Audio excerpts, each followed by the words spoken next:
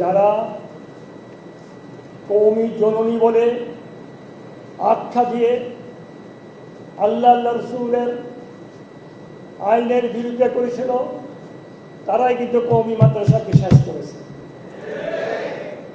গত 17 থেকে 18 বছর কওমি মাদ্রাসা কিভাবে চলেছে আপনারা জানেন।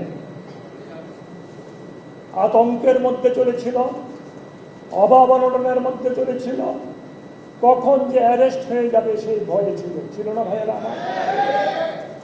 এই অবস্থা থেকে উদ্ধার করেছে কে? হেফাজত ইসলাম বাংলাদেশ প্রথম এই দেশে আন্দোলন গড়ে তুলেছিল এই জালেম সরকারকে বিদায় করার জন্য।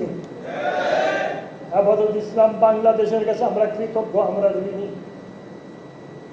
আমি ভাই 14টি বছর দেশের বাইরে ছিলাম, আমাকে যাবজ্জীবন কারাদণ্ড দিয়েছিল। আমি দেশে ফিরে এসে প্রথম এই কাজটা করেছিলাম। আমার আম্মা, আমি বাইরে থাকা অবস্থায় ইন্তেকাল করেছেন, ওনার পাশেও থাকতে পারি না, জানাজে অংশগ্রহণ করতে পারি না। আমি দেশে এসে প্রথম আমি আমার আব্বা আম্মা, আমার দাদা দাদির কবর জিয়ারত করেছিলাম। তারপর দৌড়ে গিয়েছিলাম হাটহাজারে গিয়ে হযরতদের কবর জিয়ারত করতে। তারপরে চলে গেছিলাম নানপুরিতে হযরতদের কবর জিয়ারত করতে।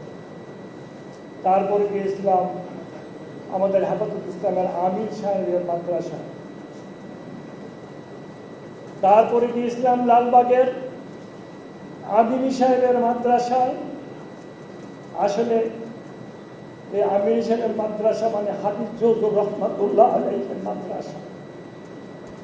এই ঢাকা শহরে 3 জন আল্লাহর ওলি ছিলেন, পীর জহুর রহমাতুল্লাহ আলাইহি, শামসুল হক ফরিদপুর রহমাতুল্লাহ আলাইহি, হাফিজ জহুর রহমাতুল্লাহ আলাইহি।